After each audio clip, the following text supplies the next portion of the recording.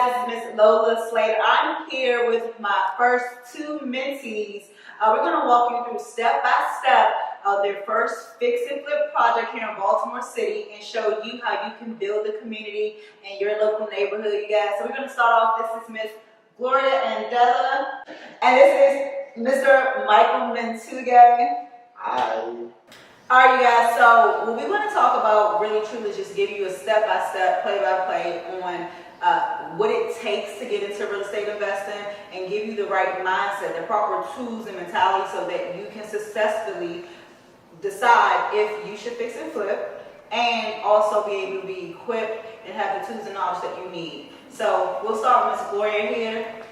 All right, so we're going to start with Ms. Gloria. Gloria, let us know, share how you what made you decide to want to get started in real estate, investing, share your story with us. Sure. So I'm a first-generation American, and my parents are originally from Cameroon. And me being born here, I never really got the proper tools to learn about how to create generational wealth. And when I met Lola, and I was able to share, my vision and my passion, and she was able to properly show me the steps on how to get invested in real estate and how to properly learn the resources and do my own research. So when I initially started investing in real estate with Michael, we were just driving the properties. We had no prior research.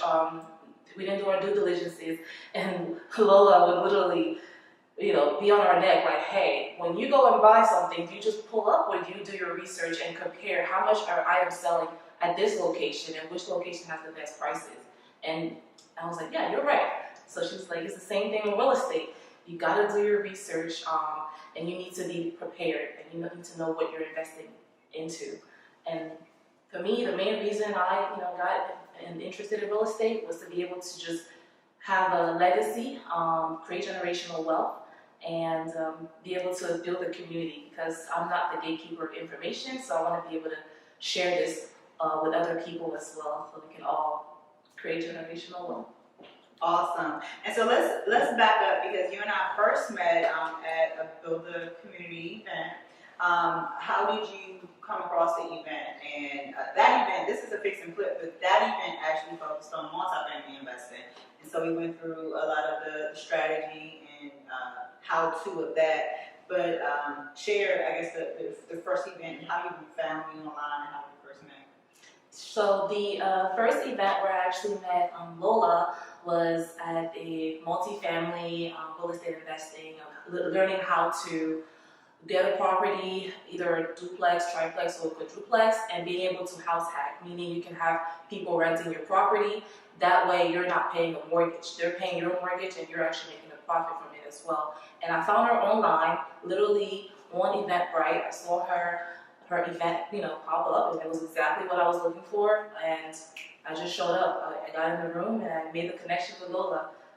So you were actively researching and finding rooms to get into to be able to learn about real estate investment? Yes.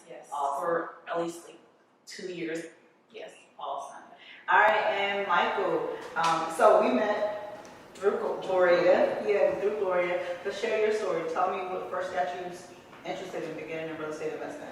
Just trying to create a generational wealth, just like Gloria, and create some passive income through rental properties, and also to make quick profit and through flips. So that's the main reason I decided to invest into real estate. So before then, I had other investment ideas, and I used to talk with Gloria because we've known each other for a while. We're kind of like looking at different businesses where we could invest, and real estate was also part of it.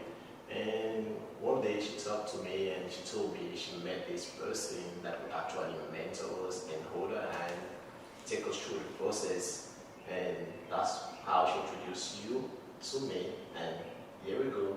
This is our first property, and we bought it close. We are. And so both of you, you guys both work full time. Yeah. Right? Exactly. So, real estate isn't your primary and doesn't have to be your primary career or your primary goal. You can work a 9 to 5, right? And still be able to create generational wealth and build a legacy. So let's talk about, let's get into the process, right? And I'll just start with working 9 to 5. So talk about like time, because people may want to invest in real estate and think they don't have the time. So let's talk about how you've been able to successfully manage the project, right? And at the same time, maintain your 9 to 5s. So for me personally, I had to be on site every day to check the status of the work, make sure that the contractors are showing up. So we had a couple of scuffles with the contractors. We changed the locks at least 3 to 4 times, threatening them like, hey, if you can't do this, we're gonna have to find somebody else because we have a contract and we have a deadline.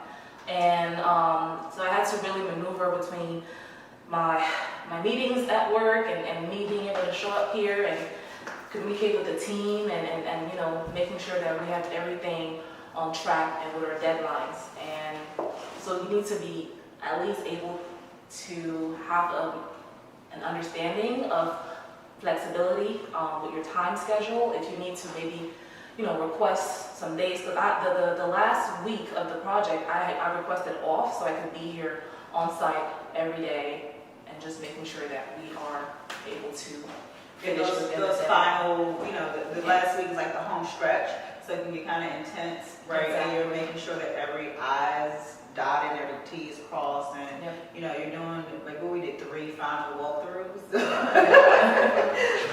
Yeah. So 3 final walkthroughs, right?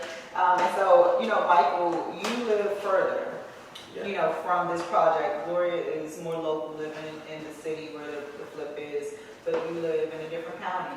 And work. So share with us, how you were able to like manage your time and what advice you would give to someone, that has maybe less time or lives in a different county than where their property is. What I will say is, it's an investment, and wherever you put in your money, you have to put in your time. So I was able to try to manage being an investor and doing a full-time job. And from 9 to 5, most of the time I will have to take off, to be able to in the middle of the day, take off whenever I have to drive over to Baltimore to come take a look at the property. And I also believe that the teamwork actually made this possible too, working with you and Chloe. And whenever I couldn't make it to the property, Chloe was here, and whenever she could not, definitely going to be here. So this made the process easy. So so if you are in hearing both of them, partnerships matter. Partnerships are important. So if you are thinking about investing in real estate, you want to get started, come in with the team mindset, right, where you can partner with other people so that you can share roles and responsibilities. Because early on, even in our agreement, identifying roles and responsibilities early on helps keep structure and accountability when it matters. As the project goes on, and as the excitement dwindles down, you're not as excited. When you first close, it's like, no, it's time to work. Who's responsible for what? So that will be like first thing is identify your roles and the responsibilities, and commit to what you can truly commit to, because it's going to be really important that you show up for the team, and it's going to cut into your profitability, right? If someone drops the ball, it's your money, and this isn't an investment. So let's talk about the numbers, all right? So let's go over some numbers. Michael was our dedicated budget tracking, our actuals. Gloria was in charge of one on-site and also being able to submit requests to the lender for our construction budget. So more of estimate versus actual, and then in the end, comparing the two. So let's talk about the numbers, the product. That's the fun part for everybody. All right, so sales price, how much was the acquisition of this property? $160K, 160. but the actual value of the property as is was $210K. So we got a huge deal. Absolutely. And what was our renovation budget? 50K. 50K. I know the numbers. All right, and what is our after rehab value? We are listed at $300,000, $290K to $300,000. All right, awesome. So we're at 160K for acquisition. We're at $50,000 for our renovation. The That gives us $210,000 with a sell ARV of $290. So that's approximately $80,000 spread. With that, you do have to minus some of your closing costs, transfer taxes, titling fees. So overall, we'll clear about $60,000 with the sale of this property, and that's including the fees that you pay to the when you list it, having to hire a real estate agent or a buyer's agent to be able to bring their clients. So $60,000 would be like the clear number from this project. So let's actually talk about the work, this $50,000. So this house was not a complete gut, right? But it's a charming home that's modern. Yes. Is that accurate, right? Yeah. So let's talk about this 50K rehab budget. Again, we kept a lot of the charm, but made the home more modern. We started with creating an open space between the kitchen and the dining room, installing an island, granite tops. We were able to actually serve it with the budget. The cabinets were in good shape, so we just had to get them painted, add new knobs. You guys, I said, if the cabinets have good bones and good structure, you don't have to just replace cabinets. You can actually paint and make them look like new.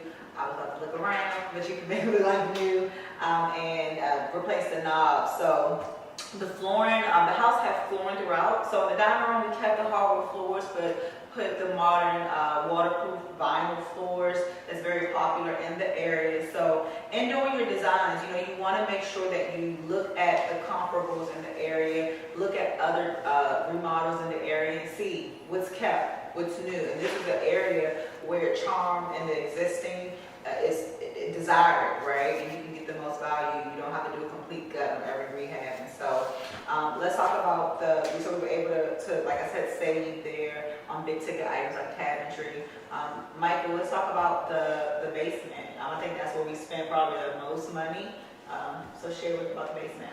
So the basement was a complete cut, new flooring, new painting, full remodeling of the bathroom. Changing from a half bathroom to a full bathroom in order to increase the value of the property. Yeah, and so that's actually something too. You want to look for opportunities to increase bath sizes, and by being able to turn a half bath to a full bath, we were able to now convert it to a 3-bedroom, 3-bath, and increase the value there. And then we have the third level, which is upstairs. And so, Gloria, share about the upstairs. Sure. So the upstairs rooms were already very charming, so we just maintained the charm, and we just basically repainted all the rooms and refurbished the bathtub and added a couple of lights and vanity lights in the main hall bath. Absolutely. Again, maintain the charm. So you want to make sure in whatever area that you're looking in that you look at the comps on the front end to determine that rehab budget. You would have an idea of how much or how to estimate if you're not looking to see what works in the area. So Gloria, you talked about having to change locks a couple of times throughout this process. What are some challenges or risks that new investors should be aware of when doing a fix and flip? I would say some challenges and risks new investors should be aware of when doing fix and flip is actually having a reliable team. I remember the first properties that Michael and I were looking at, the techs, sometimes the HVAC tech, he was not on time or one of them didn't show up. Just being able to, have a reliable team of people that you can actually contact, whether you need contractors, whether you need HVAC techs, or even landscapers. I remember one of the landscapers that I hired, he showed up one time for the job for the property, and the second job, he just never showed up, and I had to look and start researching for other companies to hire for landscaping jobs. So for me, I would say having a reliable team. And also it sounds like, you were quickly able to adjust when you needed, when someone didn't show up, so being able to call and always look for contractors, never have like a single point of failure. Exactly. Right. Yes. Yeah. Options. Yeah. All right. So Michael, considering you were in charge of tracking the actuals, how confident and secure are you with the financial aspects of managing the fix and flip? And what advice would you give to a new investor on how to effectively do that? I would say, first of all, So yeah, at this point, I feel like I'm very much confident in managing the financial aspects of the fix and flip. Why? Because I know, first of all, I have to track every single expenses I make, every day, and track them in real time, like real life, put them in an Excel spreadsheet. And just the way you taught me, I remember I used to fight with you every morning. It was a fight, like every morning, you push me, what to do, why do you need to put this in the sheet, Yeah, so I got to pick that up and made me understand that the financial aspect is very important. You have to track every single penny, you invest every day, so so that you won't be able to go over your budget. That's very important. Absolutely, that is so. Yes, Michael. So let me say, if you are successful in your daytime job, right? So if you're thinking about investing, you clearly, most likely you're successful. You have extra income to invest, and with that, when you come into the real estate space, you don't have a manager. You don't have, you don't have a manager, and you already knew, but you think like this is regular, right? And it's not. You have to truly treat real estate like a business. If you want a return on your investment, you have to track every single penny, every single time a card is swiped, a purchase is made, and it's real time. That was really key what you said. Yeah. That it was real time, and that's how you stay on track. You don't fall behind. And we are proud to say that we are within budget, right? We are, I think, so tip. So we, at the end, so do you find a walkthrough, you're going to end up with some purchases of items that you may or may not use. Let me talk about that with our process for dealing with the contractors, right? So we pay them for only labor. Yes.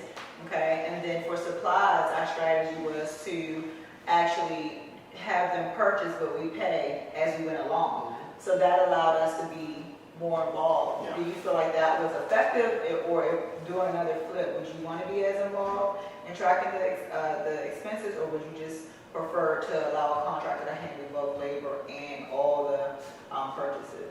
I think I would rather be involved, and actually be in control, of the budget, knowing what they're doing, what they're purchasing, how much is going out, and how much is coming in, Basically, I want to be involved. Absolutely. And so with that, we were like, how about you, Gloria? I agree, because that way you're able to see what they're actually purchasing and not personal items for themselves with your, your money. And what personal item that we have them purchase? Even with us managing, being active, what was the item they kept purchasing?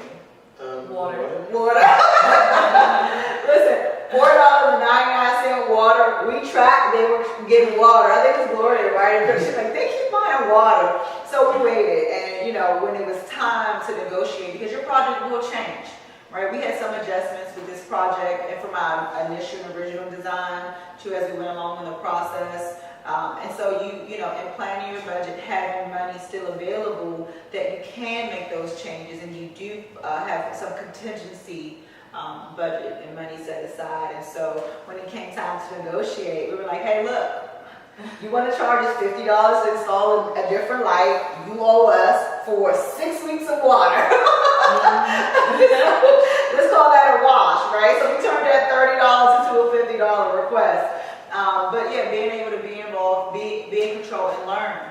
You actually learn when you're hands-on, opposed to just giving a contractor complete authority over your budget, over your project. So you take control of the supplies and being able to review receipts, being able to be on the phone with the different merchants that they're at, whether it's a paint merchant or a general store. Be involved. You learn more when you're involved, and it empowers you more. So I'm happy that those hard talks in the beginning, like, you paid off. I'm so proud. I'm so happy.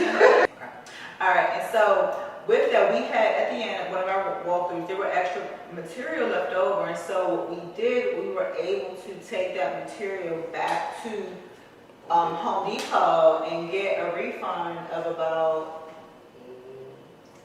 Roughly like about $850. $850. So that allowed us to have additional money. Our budget included landscaping, it included the general labor, supplies, landscaping, photography, videography. You guys want to include every single item in your budget from beginning to end. And cleaning, having cleaners come and clean right after the contractors were finished their work. And so we were able to budget to our budget, be within budget, and then still on the back end get a refund for $850, allowing us to be under a $50K budget. So Almost 1,000. That's good. Yeah. all right, you guys, so that was a walkthrough. I hope you found a lot of value in going through step by step how to do your first fix and flip, how to run your numbers, how to manage your contractors. Look, if you want to become a part of our network, the Build a Community Network, click like, subscribe, and share. Also, is a link below to join our free group. We're going to continue to bring you valuable information to help you build a community too, no matter where you are across the country. We're here to help. Click the link below.